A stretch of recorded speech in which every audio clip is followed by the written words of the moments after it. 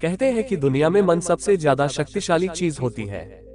अगर किसी चीज को तुम पूरे मन से चाह लो तो तुम उसे हासिल कर सकते हो। ये मैं नहीं कहता, ये सभी महापुरुषों का कहना है। लेकिन अगर यह सत्य है, ये सच है, तो जो हम अपने मन से चाहते हैं वह हमें हासिल क्यों नहीं होता है? भाई, कोई भी इंसान अपने मन में दुख तो नहीं चाहेगा, लेकिन वह रहता तो दुखी है। हर इंसान अपने मन से तो कामयाब होना चाहता है, खूब पैसा कमाना चाहता है, लेकिन फिर भी वह कामयाब नहीं होता। भला ऐसा दुनिया में कौन इंसान होगा जो अपने मन में ये चाहेगा कि मैं नाकाम रहूं या मैं पैसा ना कमाऊं? सोचने की बात है। तो इसमें दो चीज निकल के सामने आती है, या तो वह महापुरुष गलत थे जिन्होंने यह बात बोली कि मन से चाही हुई चीज हासिल हो जाती है, या फिर हम गलत है। आज की कहानी जो मैं आपको सुनाने वाला हूँ उसमें आपको एक ऐसा मंत्र मिलेगा, उसे समझने के बाद आपको एक ऐसा मंत्र पता चलेगा जिससे आप ये समझ पाएंगे कि अपने मन से कोई भी चीज कैसे करवाई जाती है, मन में किसी भी बात का बीज कैसे बोया जाता है। यह इस कहानी से आपको अच्छी तरह से समझ में आ जाएगा और इससे आप ये भी समझ पाएंगे कि आकर्षण का नियम, लॉ ऑफ अट्रैक्शन, कैसे काम करता है। कहानी छोटी सी है लेकिन बहुत ही गहरी है। इससे पहले कि आप इस कहानी में खो जाए, इस चैनल को सब्सक्राइब जरूर कर ले। तो चलिए कहानी शुरू करते हैं। एक बार की बात है, एक आदमी के जीवन में सिर्फ दुख ही दुख थे। वह जो भी काम करता उससे बेचारे को काम पूरा ही नहीं होता। घर में आता तो घर में कलेश बना रहे, किसी से कोई मदद मांगता तो कोई उसकी मदद नहीं करता। ऐसा लगता था कि चारों ओर से दुखों का पहाड़ टूट पड़ा है। उसे समझ नहीं आ रहा था कि मैं इन दुखों से पार कैसे पाऊं। दिन रात यही सोचता रहता कि अपने दुखों से छुटकारा कैसे पाना है। इसी कारण से वो रात में सो भी नहीं पाता था। उसकी आंखों के नीचे बड़े बड़े काले घेरे बन गए थे, जो इस बात का प्रतीक थे कि वह आदमी कितना दुखी है और कितना चिंतित है। कभी कभी तो उसके मन में आत्महत्या करने के भी ख्याल आते थे, लेकिन अपने परिवार की चिंता करके वह ये कदम नहीं उठा पाता था। वह इतना दुखी हो गया कि उसने निर्णय किया कि वह इन दुखों से छुटकारा पाके रहेगा। इसके लिए चाहे उसे कितनी भी मेहनत करनी पड़े, लेकिन इन दुखों से छुटकारा हासिल करके रहेगा। ऐसे ही एक दिन उसने अपने मित्र से पूछा कि मैं अपने जीवन को कैसे सुधारूं। उसके मित्र ने उसे बताया कि तुम किसी बाबा के पास जाओ। बाबाओं के पास ऐसा मंत्र होता है जिससे सारे दुख मिट जाते हैं, जीवन खुशियों से भर जाता है और धन संपदा भी हासिल हो जाती है। तुम किसी ऐसे बाबा को ढूंढ लो, बस तुम्हारा काम बन जाएगा। उस आदमी के मन में यह बात पूरी तरह से पक्की बैठ गई कि कोई बाबा ही मेरा दुख दूर कर सकता है, और इसलिए किसी भी बाबा के बारे में पता चलता तो वह उस बाबा के पास पहुंच जाता। उस बाबा को अपनी समस्या बताता और उससे उसका समाधान पूछता और कहता कि बाबा, मैं कुछ भी करने के लिए तैयार हूँ, लेकिन मेरी समस्याओं से मुझे छुटकारा दिला दीजिए। आप जो कहेंगे मैं वह करूंगा, लेकिन मेरे जीवन को सुधार दीजिए। बाबा उससे कुछ टोने टोटके बता देते करने के लिए, और बदले में दान दक्षिणा ले लेते थे कि यह टोना टोटका करने के बाद तुम्हारे घर में सुख शांति बनी रहेगी। बस इस टोटके को पूरी विधि के साथ करना। वह आदमी घर लौटकर पूरी विधि के साथ टोने टोटके करने लगा, लेकिन बहुत टोने टोटके करने के बाद भी उसे जीवन में कुछ बदलाव नहीं आया। इसके विपरीत उसका जीवन और ज्यादा दुखी हो गया। जो भी बाबा उसे टोना टोटका देता था वह बदले में उससे दान दक्षिणा लेता था, जिससे उसका धन भी धीरे धीरे खत्म हो रहा था। इससे उसके जीवन में दुख और ज्यादा बढ़ गए। तब उसे लगा कि बाबों के पास जाने से तो मेरे जीवन में दुख कम होने की बजाय बढ़ते ही जा रहे हैं, तो मुझे क्या करना चाहिए? बाबाओं के पास जाऊं या ना जाऊं? फिर एक दिन एक आदमी ने उसे बताया कि तुम अपने घर में किसी पंडित को बुलाकर हवन करवा लो। हवन होगा, घर शुद्ध हो जाएगा। कोई भी बुरी ऊर्जा होगी घर में तो वह घर से बाहर चले जाएगी। किसी पंडित को बुलाकर पूरे विधि विधान से मंत्र उच्चारण करावो और हवन करावो, जिससे घर में सुख शांति आए। उस आदमी के मन में यह बात बैठ गई और उसने एक पंडित को अपने घर पर बुलाकर हवन करवा दिया। हवन अच्छी तरह से संपन्न हुआ। बदले में पंडित ने भी अच्छी दान दक्षिणा ली और उसके बाद वह वहां से विदा हो गया। लेकिन कुछ दिनों के बाद उस आदमी को महसूस हुआ कि उसके जीवन में अब भी कोई बदलाव नहीं आया है। अब वह आदमी पूरी तरह से दुखी हो गया और ज्यादा परेशान हो गया। अब तो उसे लगने लगा था कि मेरे जीवन में से दुख कभी खत्म ही नहीं होंगे। फिर एक दिन उसे अपने मित्र से ऐसे बाबा के बारे में पता चला जो समाधान बताने के लिए कोई दान दक्षिणा नहीं लेता था। उस आदमी को लगा कि यह बाबा दूसरे बाबाओं की तरह नहीं हो सकता, क्योंकि ये दान दक्षिणा तो लेता ही नहीं, और अगर दान दक्षिणा नहीं लेता तो ये सच में कोई सिद्ध बाबा होगा। और यही सोचकर उस बाबा के पास पहुंच जाता है। जब वह आदमी वहां पर पहुंचता है तो वह बाबा ध्यान में बैठे हुए थे। ये देखकर वह आदमी वहीं पर चुपचाप बैठकर ध्यान से बाहर आने का उनका इंतजार करने लगा। थोड़ी देर बाद बाबा ने आंखें खोली तो सामने एक दुखी और परेशान युवक को बैठे देखा। उसकी आंखों के नीचे काले घेरे देखते ही समझ गया कि आदमी अपने जीवन से कितना परेशान है। उसे संबोधित करते हुए बाबा ने पूछा कि बच्चा क्या चाहते हो, बाबा के पास क्या लेने आए हो।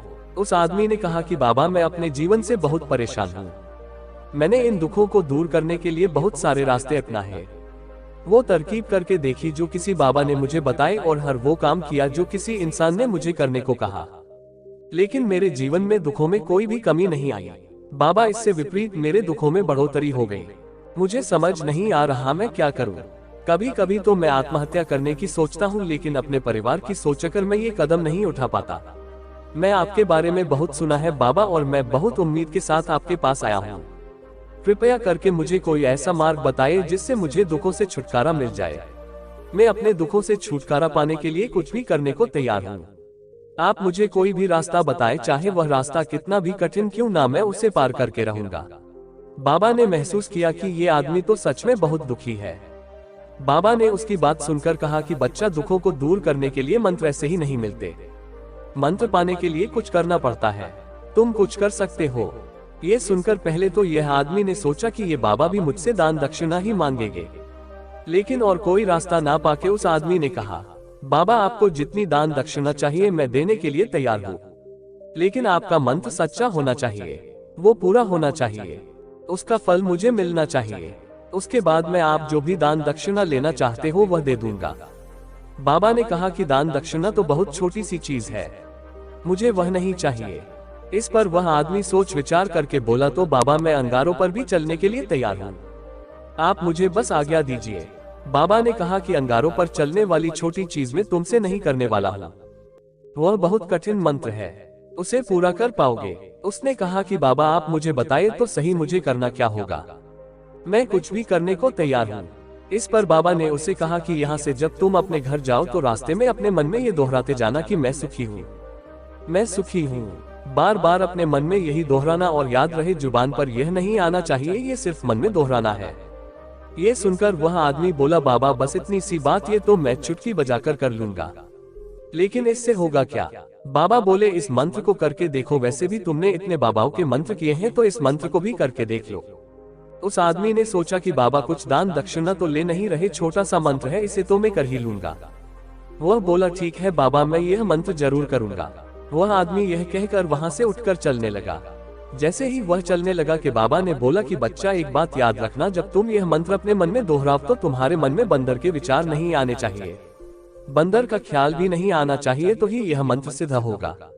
वह आदमी बोला, मुझे तो आज तक बंदर का कोई विचार नहीं आया, तो अब क्यों आएगा, आप चिंता मत करिए बाबा, मैं बस मन में यही दोहराऊंगा कि मैं सुखी हूँ, मैं सुखी हूँ, इसके अलावा बंदर का कोई विचार मेरे मन में नहीं आएगा।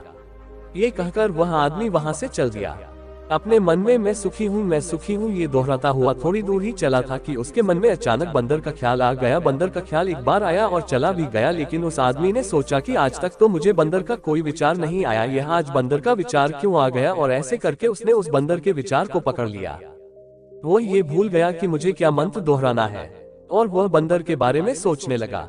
जब थोड़ी देर बाद उसे फिर से होश आया तो वह फिर से अपना वही मंत्र दोहराने लगा जो बाबा ने उसे बताया था, मैं सुखी हूँ, मैं सुखी हूँ। लेकिन अचानक से सामने एक बंदर दिखाई दिया और ये देखकर उसके मन में फिर से बंदर का विचार उठ गया और वह अपने अंदर से ये विचार को बाहर फेंकना चाहता था। वह चाहता था कि मेरे अंदर किसी भी तरह बंदर का विचार ना आए, लेकिन उसे तो सामने बंदर ही दिखाई दे गया। ऐसे ही जादू जेब करते करते वह घर पर पहुंचा और घर पर पहुंचने के बाद अपनी पत्नी को कहा कि है बंदरिया, मुझे खाने में बंदर परोस दो। और जब उसे एहसास हुआ कि उसने क्या बोल दिया तो वह अपने बाल नोचने लगा। वह दीवारों में कर मरने लगा कि आज तक मुझे बंदर का कोई विचार नहीं आया और आज मुझे ये क्या हो गया है कि मुझे हर जगह बंदर ही बंदर नजर आ रहे हैं। एक कैसी माया है, सोच सोच कर वह आदमी रात भर सो नहीं पाया। रात भर करवटें बदलता रहा और सुबह उठकर सीधे उसी बाबा के पास पहुंच गया और उसके चरणों में गिरकर कहा कि बाबा, पता नहीं क्या चमत्कार हो रहा है, आज तक मुझे बंदर का कोई विचार नहीं आया, लेकिन कल से जब से आपने मुझसे कहा कि बंदर का विचार नहीं आना चाहिए, तब से मुझे हर जगह बंदर ही बंदर नजर आ रहे हैं। उस आदमी ने कहा कि बाबा, मुझे तो आपके पीछे पेड़ पर बैठा हुआ बंदर भी केले खाता हुआ दिखाई दे रहा है, ये हो क्या रहा है बाबा। ये सुनकर बाबा हंसने लगे। बच्चा, मन का जाल एक ऐसा जाल है जिसे समझ पाना इतना आसान नहीं है। बंदर तो तुम्हारे रास्ते में पहले भी आते थे, जब तुम मेरे पास आए थे तो इन्हीं पेड़ों पर यह बंदर घूम रहे थे। लेकिन तब तुम्हारे ध्यान में ये बंदर नहीं था, तब तुम्हारा ध्यान में सिर्फ अपने दुख थे। इसके बाद बाबा ने उसे बताया कि बच्चा, हम जिस चीज से भी दूर भागना चाहते हैं वही चीज हमारे मन में बहुत गहरे में प्रवेश हो जाती है, वह हमारे अंतर मन में समा जाती है। असल में हम जिस चीज से छुटकारा पाना चाहते हैं उससे छुटकारा इसीलिए पाना चाहते हैं कि वह हमारे साथ बहुत गहरे से जुड़ी हुई है, और हम जितना ही उससे छुटकारा पाना चाहते हैं वह उतनी ही गहरी किरदार वह हमारे अंतर मन में छा जाती है। ऊपर से तो हम चाहते हैं सुखी होना, कि मैं सुखी हूँ, हमारे होंठ भी यही बोलते रहते हैं, लेकिन हमारे मन में दुख समाये होते हैं। हमारे विचारों में, हमारे मन में हमें दुख ही दुख दिखाई देते हैं। इसीलिए अपनी जुबान से बार बार यह बोलने से कि मैं सुखी हूँ, हम सुखी नहीं होंगे जब तक यह मंत्र हमारे अंतर मन में प्रवेश नहीं होगा। इस पर उस आदमी ने पूछा कि बाबा, लेकिन यह मंत्र हमारे अंतर मन में प्रवेश कैसे होगा? ये सुनकर बाबा ने कहा कि बच्चा, अपने दुखों से लड़ना बंद कर दो। जब तक तुम अपने दुखों को दूर करने की सोचोगे तब तक वह दुख तुमसे चिपके रहेंगे, तब तक वह दुख तुम्हारा अंतर मन पर अपना राज जमाए बैठे रहेंगे। और जिस दिन तुम उन दुखों के बारे में सोचना ही छोड़ दोगे, उन दुखों से छुटकारा ही नहीं पाना चाहोगे, उसी दिन से तुम्हारी जिंदगी से गायब हो जाएंगे। क्योंकि किसी भी चीज पाने के लिए हमें उस चीज के बारे में सोचना पड़ता है, और हम जितना ही उस चीज के बारे में सोचते हैं वह उतनी ही गहरी हमारे मन में प्रवेश होती है। हम अधिकतर समय दुखों के बारे में ही सोचते हैं। हम यही सोचते हैं कि हमारे जीवन में दुख है और हमें इससे छुटकारा पाना है। इसी वजह से बार बार सोचने से वह दुख हमारे अंतर मन में प्रवेश हो जाते हैं और हमें एहसास भी नहीं होता। अगर तुम दुखों से छुटकारा पाना चाहते हो तो दुखों को छोड़ दो, तुम्हें दुखों से छुटकारा मिल जाएगा। अक्सर आदमी धूम्रपान छोड़ना चाहता है, शराब छोड़ना चाहता है, सुबह अपने आप से वादा करता है कि मैं कोई भी गलत काम नहीं करूंगा, लेकिन नशे में चूर होकर लौटता है। ऐसा क्यों होता है? जो हम सोच रहे हैं पूरा कर ही नहीं पा रहे हैं।